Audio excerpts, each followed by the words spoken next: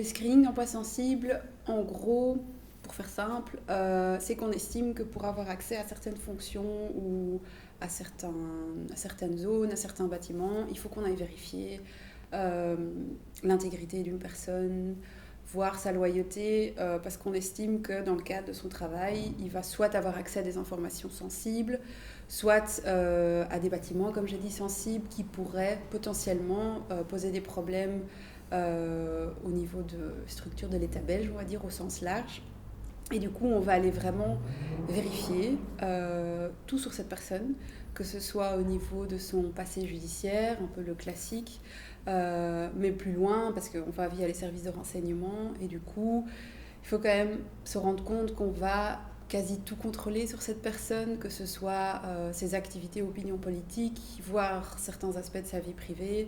Donc c'est vraiment un contrôle un peu total de cette personne, où finalement, en fait, on va vraiment se poser la question, est-ce qu'on peut faire confiance à cette personne? Est-ce que c'est quelqu'un de bien, vraiment au niveau aussi de la moralité, pour pouvoir faire ce travail-là?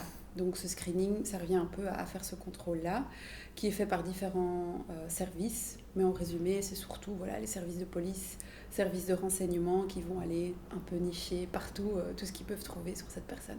Il y a énormément de dossiers dans le secteur aéroportuaire et de manière générale, ce sont un petit peu tous qui sont considérés comme les intérêts essentiels de l'État. Donc il y a aussi beaucoup de dossiers dans le nucléaire, il y a beaucoup de questions liées à la défense, à l'OTAN, et évidemment tout ce qui est service de sécurité nécessite d'avoir un avis de sécurité pour pouvoir y travailler. Mais ça ne concerne pas uniquement l'accès à l'emploi, ça peut aussi concerner l'accès à certains événements ou l'accès à certains bâtiments. Donc, par exemple, si je suis plombier et que j'ai envie que je dois par exemple changer une chasse d'eau à la centrale de Doul, il faudra que j'ai une autorisation, une attestation de sécurité pour pouvoir le faire. Mais en fait, on ne le sait pas toujours quand on postule au nouvel emploi. Voilà, cas classique à l'aéroport, des étudiants qui veulent travailler là en été, ils vont juste postuler en fait, et puis on va leur dire après un petit temps, quand c'est des bons candidats, qu'il y aura quand même un check, hein, le screening donc sur leur sécurité. Eux ne font rien en fait, et puis quelques temps plus tard, ils reçoivent juste une décision qui dit ok, un avis positif ou un avis négatif. Et donc voilà, sans qu'on le sache, en fait, il y a toute une machine qui s'est lancée derrière, comme je disais, qui va tout vérifier en fait sur cette personne-là. On peut constater un certain nombre de soucis dans les avis de sécurité négatifs, mais dont le principal est que généralement, en tout cas dans ce qui nous est dit, euh, généralement les gens ne savent pas de quoi ils sont accusés. Donc ils savent qu'on leur reproche quelque chose. Typiquement, la phrase type c'est vous êtes en relation avec un environnement radical, mais ils ne savent pas de quoi est-ce qu'il s'agit. Certains nous disent qu'ils n'en ont aucune idée, d'autres peuvent dire quand j'étais enfant, j'avais un camarade de classe qui a mal tourné. Alors on ne sait pas si c'est à cause de ce camarade de classe qui a mal tourné, qui est devenu djihadiste par exemple, que ce qu'ils sont poursuivis maintenant, ou si c'est parce qu'ils ont posté un message sur un forum quelconque qui a été retrouvé par les services de sécurité et qui est considéré comme étant radical. Ou ça peut aussi être sur base de simples dénonciations ou sur base de simples de rapports de police qui ne sont pas soumis à la contradiction, donc, dont les gens n'ont finalement pas d'informations. Donc il y a toute une série d'utilisations normales de droits fondamentaux, par exemple le droit de manifester, la liberté d'expression, le droit de grève, qui vont être mis en exergue dans le cadre de ces rapports-là pour être critiqués et faire décrire la personne comme quelqu'un de radical. On a par exemple des exemples de gens qui militent dans des associations antiracistes, des coloniales qui vont être considérés comme étant radicaux à cause de ces opinions-là. On va avoir des gens qui par exemple se sont opposés à des personnes d'extrême droite, et des personnes d'extrême droite qui ont pu faire une dénonciation, parfois calomnieuse. On a des gens qui sont arrêtés administrativement parce qu'ils ont participé à une manifestation. peu importe le motif, mais je veux dire généralement qui n'ont pas été poursuivis, en tout cas pour cette participation-là, et à qui ce genre de choses va être reproché. Et donc, le mélange d'opacité, donc finalement que les gens ne savent pas exactement ce qu'on leur reproche, et d'une part, et d'autre part, le fait que finalement l'exercice légitime d'un certain nombre de libertés fondamentales est critiqué et a des conséquences négatives, ça fait vraiment un melting pot très problématique. On est face à quelque chose qui peut vraiment induire des dérives et faire que des gens soient condamnés, perdent leur emploi, perdent la possibilité de postuler quelque part, perdent des clients, peu importe, parce que ils ont à un moment utilisé leurs droits fondamentaux. Et alors, peut-être un dernier élément qui est important de rajouter là-dessus, on constate quand même qu'il y a une surreprésentation des personnes d'origine étrangère et particulièrement d'origine Maghreb, Proche et Moyen-Orient. Et dans un certain sens, on peut aussi légitimement se demander si la même expression qui est utilisée par deux personnes, l'une, disons, belgo-belge, même si cette expression est horrible, et l'autre, belge d'origine maghrébine, mais aura la même conséquence sur ce genre de rapport. On n'a pas de constat, puisque toujours il y a cette question d'opacité, de racisme. En tout cas, moi, je n'ai pas vu de dossier dans lequel il y avait vraiment, de manière très claire, une expression raciste comme celle-là. Mais on sait qu'on vit dans une société où une forme de racisme systémique existe également au sein des services de police et des services de sécurité. Et donc on ne peut pas exclure que ce genre de choses est joué, et compte tenu de la surreprésentation des personnes d'origine étrangère, que leurs droits fondamentaux soient particulièrement mis en péril par rapport à celles d'une personne d'origine belgo-belge. Bah oui, il y a un peu de tout dans les avis et au moment du screening. Ce qui peut avoir comme conséquence effectivement que si à un moment on se fait arrêter, un contrôle de vitesse, il y a un PV qui est rédigé, ce qui peut arriver, il y a un classement sans suite, il n'y a pas de poursuite, dans le cadre de l'organe et du screening, c'est absolument pas impossible, au contraire, qu'on va en fait ressortir ce PV en invoquant des faits qui n'ont pas effectivement pu être contrôlés, qui n'ont pas pu être contestés, où on n'a pas pu se défendre, et qui seront quand même utilisés contre une personne. Il y a très fort le contrôle au niveau de l'opinion politique d'une personne. Ça joue donc effectivement, comme Laurent l'a dit, même si ça fait partie de nos droits fondamentaux d'avoir une opinion politique, on voit très bien que dans le cadre de ce screening, qu'on soit de gauche ou de droite, donc c'est des deux côtés, à partir du moment où on ose exprimer son opinion politique, ça sera utilisé vraiment contre la personne. Et la difficulté là-dedans, c'est qu'en fait, on ne sait pas exactement ce qu'on reproche à une personne. Donc on va effectivement rester hyper vague dans la vie, ce soit on estime qu'il y a un contexte où la personne pourrait devenir radicale, où elle a été en contact avec personnes qui ont une idéologie radicale, et ça s'arrête un peu là. Donc on doit un peu aller deviner effectivement qu'est-ce qu'on reproche à la personne. On peut consulter le dossier, donc on peut essayer de comprendre sur base de quoi l'avis a été rendu. Mais quand on va consulter le dossier, en fait, on se rend compte que les informations sont biffées. Et donc là aussi, on ne sait toujours pas concrètement c'est quoi les informations qui ont été retrouvées, alors que c'est quand même assez contradictoire. Ça concerne la personne elle-même, donc ça me semble quand même assez évident que cette personne pourrait elle-même quand même savoir ce qu'on a retrouvé contre elle. Donc malheureusement, ces informations-là ne sont pas du tout divulguées. Comme je disais, ça peut être aussi vraiment tout ce qui concerne la vie privée, donc ça va assez loin. Ça peut être effectivement des gens qui ont à un moment dénoncé une personne pour n'importe quel fait, que ce soit vraiment des faits de violence ou pas, qui n'ont pas abouti à quelque chose. Donc la justice a décidé de ne pas poursuivre parce qu'il n'y a pas eu des éléments, on ne sait pas trop. Mais même ça peut ressurgir en fait dans un avis de sécurité, dans un screening. Donc on ne sait pas, mais en plus, j'ai envie de dire, une fois que c'est sur le papier, donc il y a un PV ou quoi que ce soit, on peut en fait plus l'effacer. On a eu par exemple un cas où il y avait une décision de justice qui avait décidé que notre client n'avait pas commis de faute et donc n'a pas été poursuivi. Son nom a complètement été nettoyé, comme on dit, mais il y avait quand même un PV de police un peu plus tard qui sur base de je ne sais quelles informations, puisque tout ce que nous on a, c'est un jugement qui dit que notre client n'a pas été condamné et donc n'est pas fautif.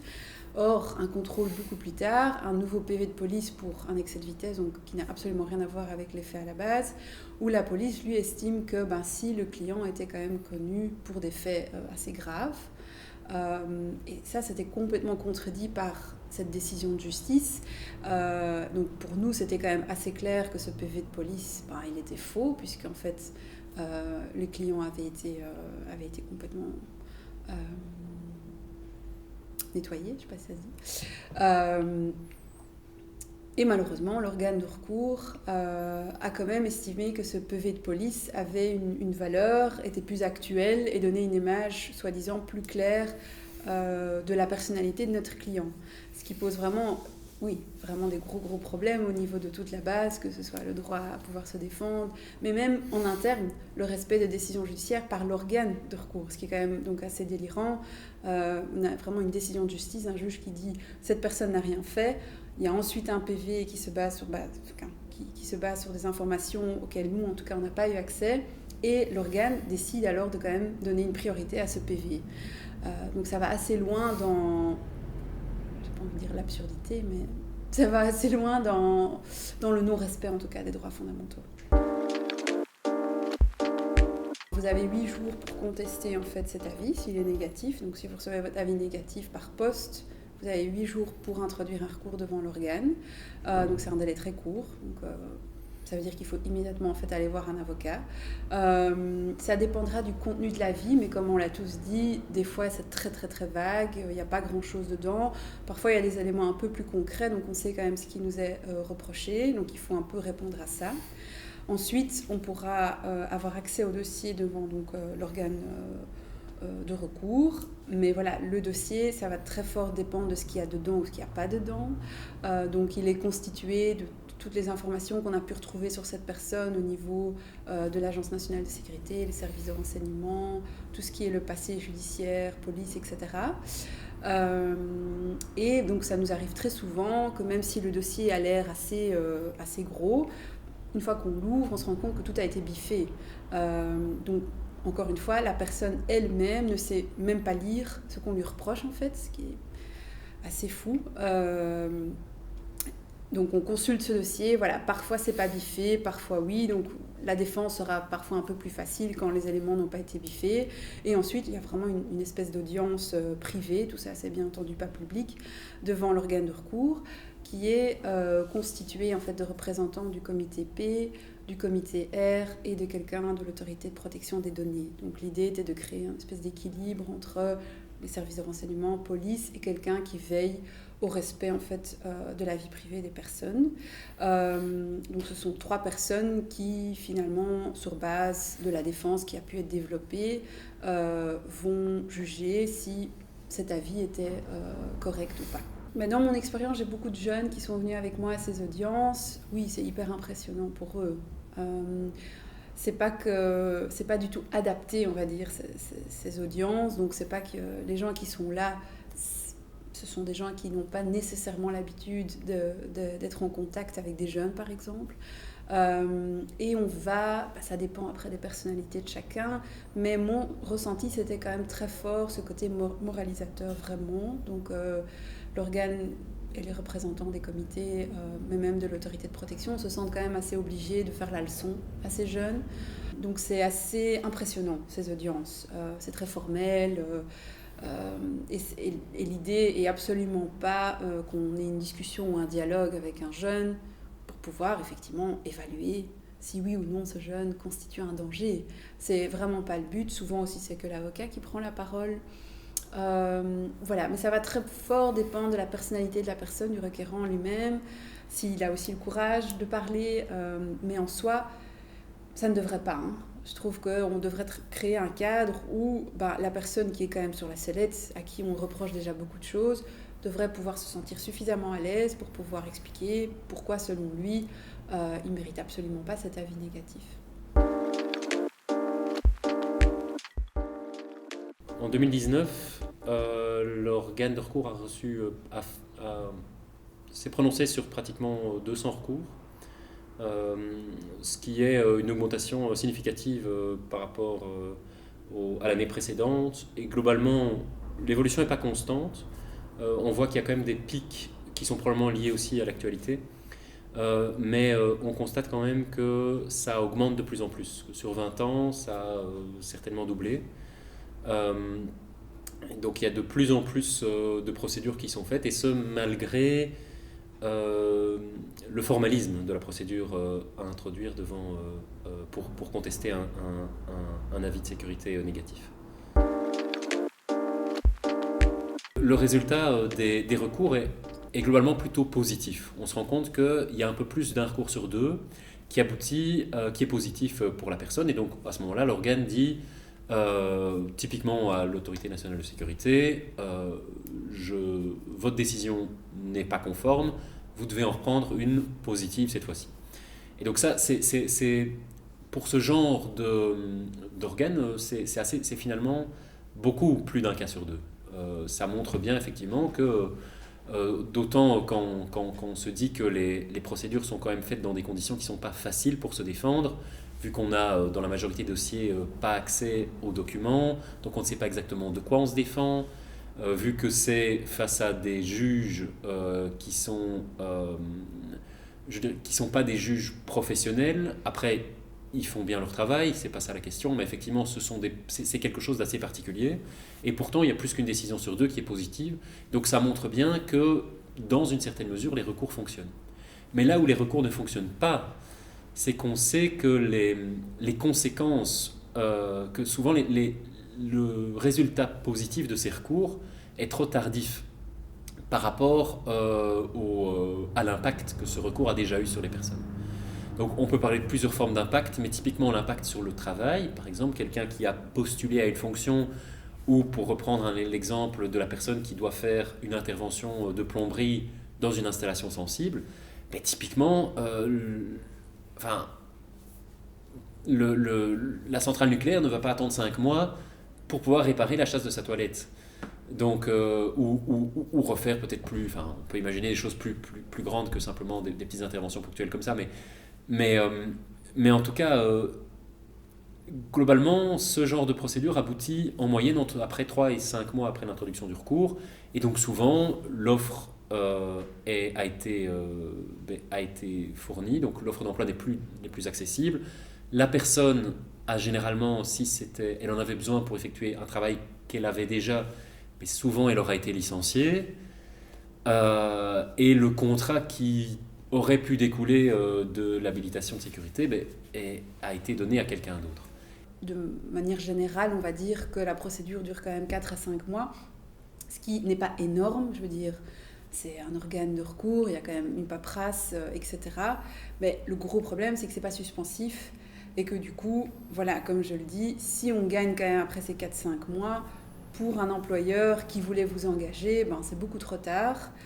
Donc il y a cet aspect humain assez, de vraiment, ça ne sert à rien de faire le recours, et même quand je gagne, en fait, j'y gagne pas grand-chose. Il faut savoir que, par exemple, pour les jeunes, typiquement de Vilvoorde, qui veulent travailler à Zaventem, travailler cet été-là à Zaventem, ça a vraiment un impact sur toute leur année scolaire, puisque c'est un job étudiant qui est vraiment bien payé, bien mieux payé que dans d'autres secteurs. Donc pour eux, c'est pas juste je vais chercher un autre job étudiant, c'est vraiment une perte assez considérable. Le cas où, par exemple, quelqu'un était déjà au service et qu'après un certain temps, on va renouveler un peu l'avis de sécurité, on va aller voir si après 10 ans de service, cette personne est toujours aussi loyale et intègre. Ça peut aussi arriver à ce moment-là qu'on reçoit quand même un avis négatif. Et là, ça va vraiment dépendre de l'employeur. Et donc, il y a certains employeurs qui acceptent d'attendre, et donc de suspendre le contrat, de ne pas licencier la personne et d'engager quelqu'un d'autre. Mais on a déjà eu des cas où l'employeur ne va pas attendre et va licencier pour force majeure en fait. Donc lui, il invoque une force majeure en disant ça ne dépend pas de moi, vous avez reçu un avis négatif, je ne peux pas vous mettre au travail sans cet avis. Et donc la personne se retrouve alors sans emploi. Et encore une fois, si on gagne, ça va un peu dépendre de cet employeur qui a envie ou pas en fait de vous reprendre. Il y a des cas où il y a eu une relation de confiance et donc l'employeur vous reprend, c'est ok, mais il y a vraiment aussi beaucoup de cas, et ça c'est un peu la logique de notre marché d'emploi actuel. Les gens sont vraiment interchangeables, donc ça arrive très souvent que l'employeur va juste dire « je suis désolé, vous avez eu votre avis négatif, maintenant je vais devoir engager quelqu'un d'autre ». Et ça s'arrête là, même si après 4-5 mois, vous avez obtenu gain de cause devant l'organe de recours. Donc ça, c'est aussi vraiment quelque chose qui est très problématique à l'organe de recours. C'est le caractère non suspensif qui fait que pour les gens, même s'ils gagnent au final, ils peuvent aussi y perdre vraiment beaucoup, quoi qu'ils fassent en fait. Mais pour moi, les deux éléments les plus problématiques, c'est le fait qu'on ne sache pas en fait à l'avance qu'on est en train de récolter des informations sur une personne. Et ça, c'est pour tout le monde, hein, c'est pour l'ensemble de la société. C'est au moment du screening qu'on se rend compte qu'en fait, des informations, mais vraiment toutes les informations possibles sont récoltées, sont gardées par des services de renseignement. Ce principe-là, je le trouve quand même toujours encore assez problématique, de se dire que le jour où j'ai une opinion publique sur Facebook, peut-être que dans 5 ans, ce sera utilisé contre moi dans un tout autre contexte et où je devrais me justifier. Et puis, l'autre aspect problématique, c'est le manque de transparence. Et donc, même quand on fait un recours parce qu'on se rend compte qu'il y a eu des informations récoltées, qu'on fait ce screening, on regarde son dossier et on voit que c'est biffé. Ça, pour moi, ça reste inacceptable dans un état de droit. Je peux comprendre que certaines informations sont vraiment extrêmement sensibles et dangereuses, voire pour l'État belge, que ce soit au niveau de ses relations internationales, défense, militaire, etc.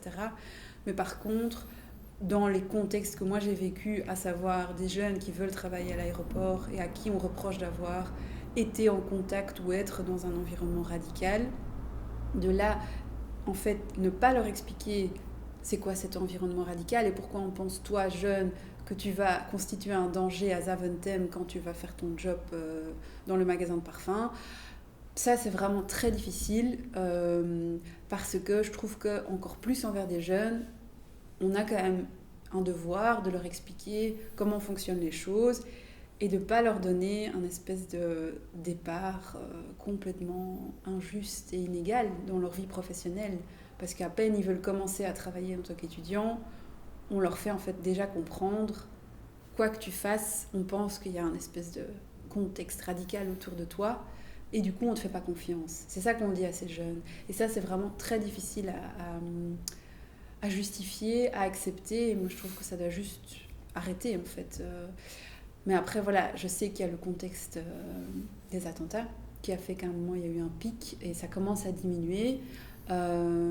Mais pour ces jeunes qui ont vécu ça même dans le passé, oui, on leur donne que des raisons d'être frustrés, d'être en colère envers l'état de droit. Et ça, c'est un problème. Ce qui m'indigne le plus dans le screening et les procédures, un peu paradoxalement, c'est le taux de recours positif. Ça a un côté très encourageant, le taux de recours positif. On peut se dire c'est que l'organe de recours fonctionne bien. Et effectivement, probablement, c'est un signe encourageant. Mais d'un autre côté, on se dit aussi qu'une personne sur 2 qui a fait ce recours, mais finalement, n'aurait pas dû avoir cet avis négatif. Et donc, quand on pense à ces gens, ce qui est vraiment indignant, c'est de se dire tout l'état de paranoïa dans lequel ça doit leur faire. Je pense que dans nos sociétés, effectivement, les services secrets sont nécessaires. Il y a un certain nombre de choses qui demandent une certaine opacité pour effectivement faire un contrôle d'un certain nombre d'intérêts essentiels de l'État. C'est important que les services secrets existent et qu'ils fonctionnent bien. Le problème, c'est à partir du moment où on se rend compte qu'il y a un recours sur 2 qui est positif, c'est un petit peu la confrontation de ces gens qui, on part du principe qu'ils n'avaient rien fait, et qui sont confrontés à tout un appareil sécuritaire qui existe et qui finalement les surveille. Et les surveille, eux, spécifiquement. Et donc pour pas le restant de leur jour, pour plusieurs années certainement, ils vont regarder au-dessus de leur épaule, ils vont se dire qui parmi mes proches m'ont dénoncé,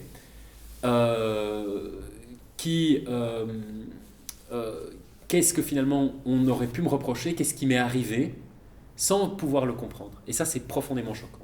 Et c'est la conséquence de toute une série de caractéristiques de ces processus. Je veux dire, un contrôle large, je pense,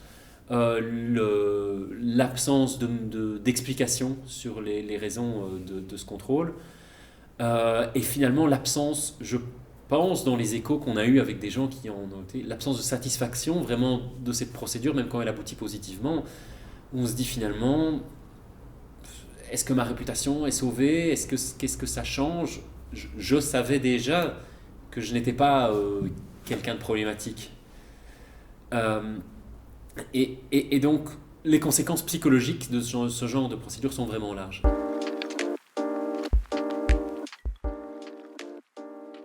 200 recours par an devant l'organe de recours, ça paraît beaucoup, mais à l'échelle des plusieurs dizaines de milliers de personnes qui travaillent dans les secteurs sensibles, voire des autres dizaines de milliers qui pourraient y avoir accès pour des événements ponctuels ou une intervention ou autre chose, c'est finalement pas énorme. Donc je pense que ça aura un effet sur la liberté d'expression des gens qui ont fait l'objet de ce genre de procédure, ça c'est sûr. Je pense que, peut-être pas pour le reste de leur vie, mais en tout cas pour longtemps, ils vont regarder derrière leur épaule pour voir un petit peu si elles sont surveillées, se dire qui pourrait me dénoncer, est-ce que je peux me permettre encore de donner mon avis sur la photo d'un collègue qui a parti en vacances on pourrait imaginer au Venezuela, parce que qui c'est le Venezuela, ou la Russie, ou la Chine, ou n'importe quel autre pays qui pourrait être considéré comme étant problématique par les services secrets. Mais donc, je pense que ces gens-là, effectivement, ils ont plus la même vie. Certainement, à cause de tous ces effets délétères dont parlait Inde très justement. Je ne sais pas si sur la population dans son ensemble, ça a vraiment un impact.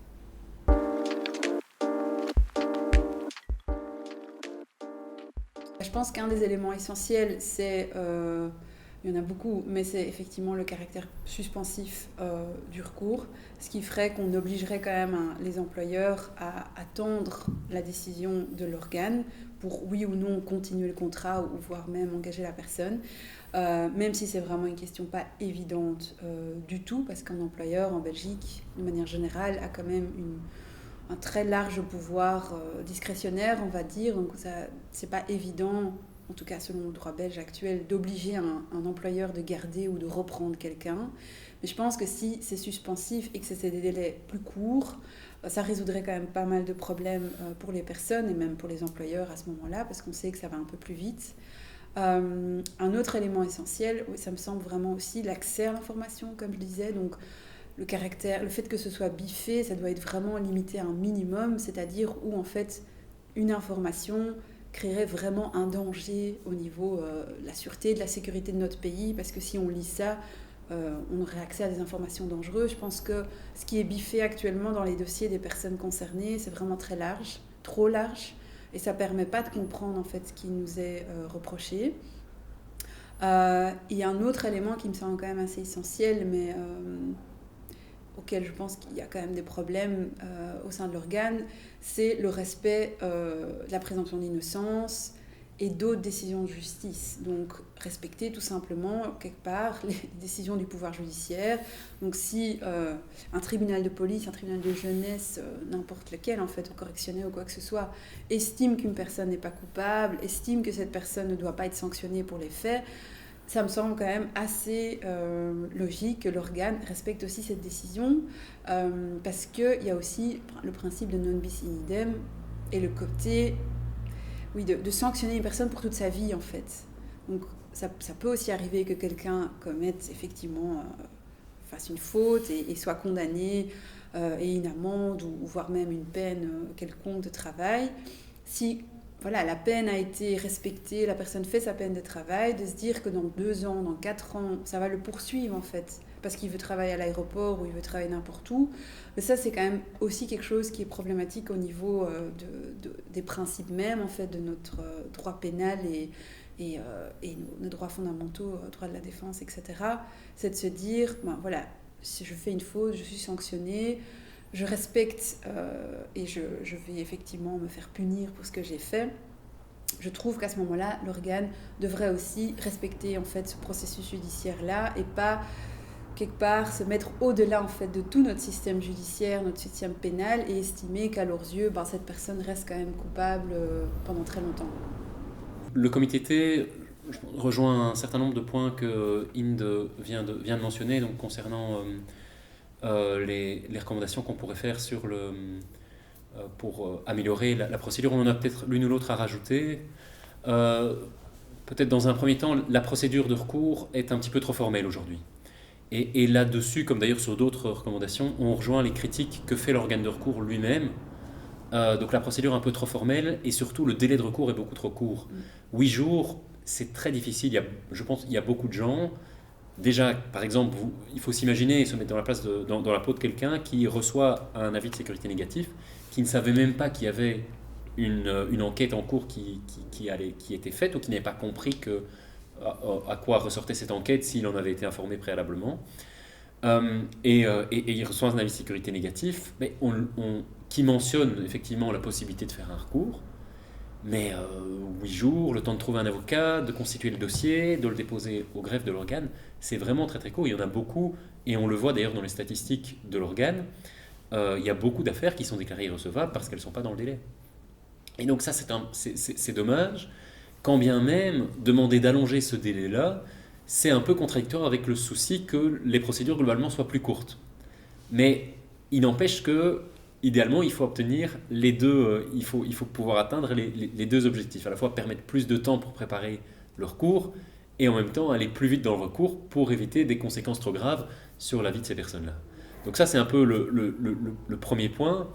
Ensuite, il faudrait aussi limiter un petit peu les possibilités de, comme l'a dit Inde, de rendre illisibles les sources. Donc on se rend compte que sur à peu près un peu moins d'une centaine de demandes d'accès aux sources en 2019, mais dans 77% des cas, ça a été refusé totalement ou partiellement. Et donc dans ces cas-là, effectivement, dans le cas partiellement, il n'y a que dans le meilleur des cas, simplement une partie est barrée. Dans le pire, c'est pratiquement illisible, on ne sait pas se rendre compte de quoi on est accusé. Donc c'est quand même presque 80% des cas, c'est beaucoup. Et il faudrait limiter la possibilité de le faire systématiquement. Parce que ce qu'on se rend compte, c'est que les services de sécurité ont un petit peu tendance à avoir une interprétation assez large des motifs pour lesquels ils peuvent ne pas donner accès aux sources. Et c'est également une critique que fait l'organe de recours en disant non seulement ça doit être motivé, mais en plus ce n'est pas à la personne de justifier d'un intérêt pour avoir accès à ça. C'est son droit. Donc, autre recommandation, la question du recours suspensif qui a été mentionnée, ça c'est certainement un effet qui est important pour limiter l'impact de ce genre de mesures, certainement.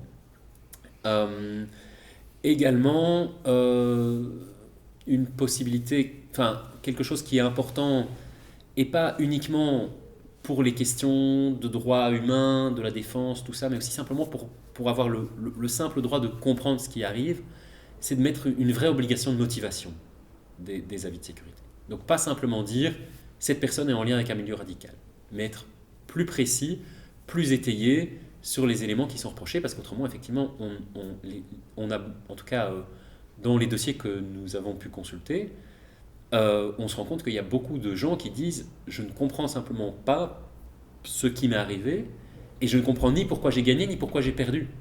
J'ai simplement raconté quelque chose, et dans un sens, et certains nous disent ils étaient d'accord, tant mieux, et d'autres nous disent j'ai perdu, et je ne sais pas, on m'a simplement dit je n'étais pas assez sincère. » Alors, c'est évidemment possible que ces gens-là eux-mêmes ne soient pas sincères, mais il y en a probablement toute une série qui sont tout à fait honnêtement perdus et qui ne savent pas ce qui leur est arrivé.